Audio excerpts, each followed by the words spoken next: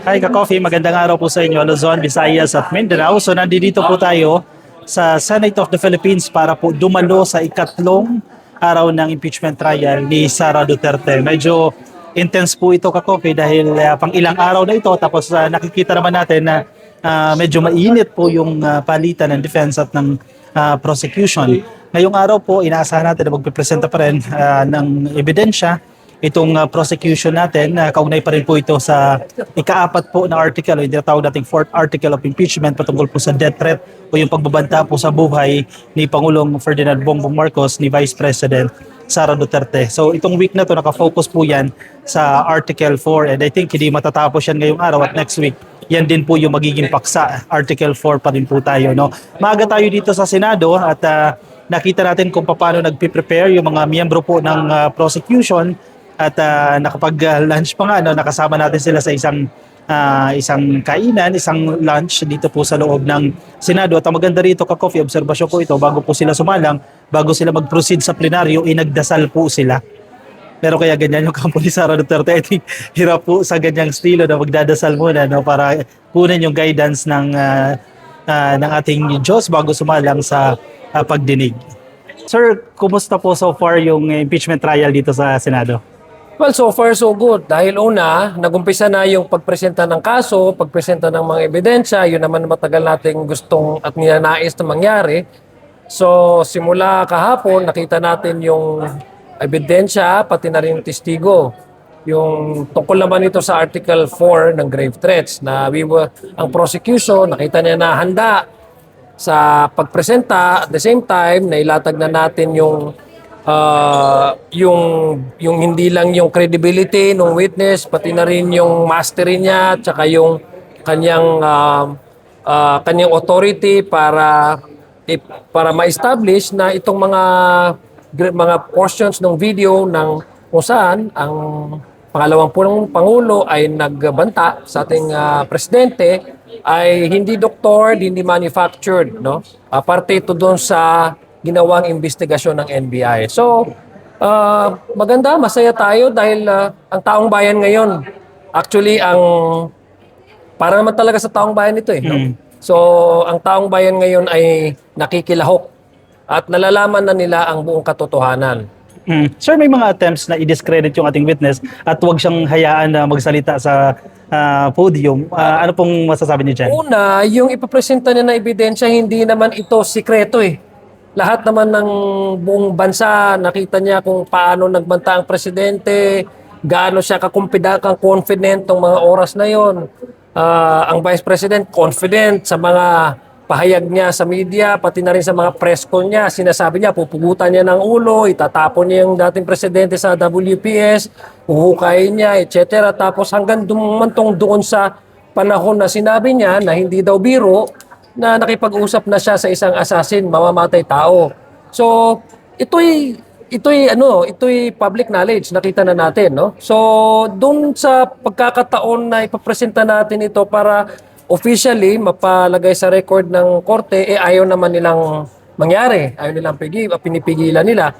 Subalit despite doon sa attempts nila, nagwagi naman ng prosecution na naipresenta ito sa korte bilang isang opisyal na ebidensya, no? Para doon mag-corroborate yung testimonya nung saksi na ito'y produkto ng kanilang ginagawang investigasyon. Dahil tatandaan natin, yung banta ay hindi lang sa isang individual. Ang banta ay directed sa isang nakaupong presidente, isang commander-in-chief, isang head of state, isang government head of government na kung pagbantaan mo yung kanyang buhay, magiging national security issue yan. Pangalawa, kung pagbantaan mo yung kanyang buhay, ay parang in a way, you are violating your own constitutional obligation to respect the mandate of the president na bilang isang hilalal na pangulo ng ating bansa. Sige pre. Ano po ang masasabi ninyo sa depensa ng kabila na dinadaan sa technicalities ang impeachment proceedings? Abay, karapatan naman sila na gawin sa ilang strategiya na mag-raise ng mga objection Pero ang nakita natin kahapon, handa ang ating prosecution para hindi mabutasan ang ating ebidensya, no? Para makita ng korte at ng taong bayan yung parati na matagalan nating sinasabi na umpisahan na ito, proseso na ito para mailatag na yung katotohanan. And so despite the attempts, nagwagi naman ang prosecution by way of allowing us to present the evidence and the witness that are necessary for the court to appreciate the allegations contained in the articles of impeachment, which is grave threat. How can you even prove grave threat, no, if you are not allowed to even present your own witness? So buti nga lang nagwagi nga, tapos sabi ko nga nagwagi ang ating prosecution pagdating doon sa pag-aalaw ng mga ebidensya at ng testigo na magsalita sa open court. At meron naman silang pagkakataon na mag-cross-examine no? Itong araw na ito, inaasahan natin na i-cross-examine nila ang naging testigo natin kahapon.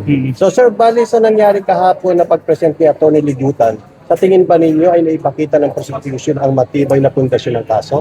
Matagal na ho namin sinasabi ito. Dahil tinatanong kami, ready na ba ang prosecution? Sa amin, sinasabi namin, matagal na ho kaming handa. Inaantay lang talaga natin mag-umpisa officially itong trial na ito. Kaya sinasabi namin, masaya kami. Yung sinasabi naming victory, hindi yun victory in a sense na panalo na kasi matagal itong usaping ng impeachment court eh. Victory in a sense na dahil ito para sa taong bayan, lahat ng lahat ng pwedeng magawa natin para sa interes ng taong bayan ay para sa amin victory na yon. Itong pag-open ng court na ito, paglalatag ng ebidensya para sa amin dahil kapakanan ito ng taong bayan, that is already a victory. Pasensya na kung mababa ang kaligayahan namin. Maligaya po kami dahil nagumpisa na ang trial at makikita natin matatapusin ito ng ating Senado dahil yun naman talaga ang deserve ng taong bayan. Clarity and closure. Makita kung ano talaga yung nasasaad sa mga ebidensya at i-allow natin ang ating institusyon sa Senado na umupong hukom na mag-reach into a verdict which is based on the evidence and impartiality. Kung last na po, umaasa po ba kayo na yung prosecution na-attend pa si Sara Duterte? May chance pa ba? Hindi namin alam kasi hindi natin ma-predict ang itinerary ng Vice Presidente, no? So kung pupunta po siya, kanya po yung diskresyon. Kaya sa amin, ang importante is lakalatag ang aming ebidensya at gusto namin itong malaman ng taong bayan at ng korte. Kung last na rin po, ano ang masasabi ninyo sa mga tao na nakasubaybay sa impeachment trial na ito? Magsubaybay po kayo kasi ito pong impeachment trial para po sa inyo ito dahil dito po natin matutuldukan at mabibigyang definasyon kung sino ba talaga ang nararapat na may halal sa matataas na posisyon ng ating gobyerno. Pwede pa isa sir. Maasahan ba natin yung impartiality from our senator judges? Kasi may mga senador na medyo kaduda-duda. Well, sa amin po, we will place our trust in the process as well as in the impeachment court as an institution. Ang aming confidence ay nasa overwhelming evidence and the case that we will present. Tandaan po natin, ang ginajudge po dito ay hindi lang po ang Vice Presidente, pati na rin po ang institusyon kung saan nilalatag itong mga articles of impeachment. Ibig sabihin, ang ating taong bayan po ay nakikinig at nakikisubaybay.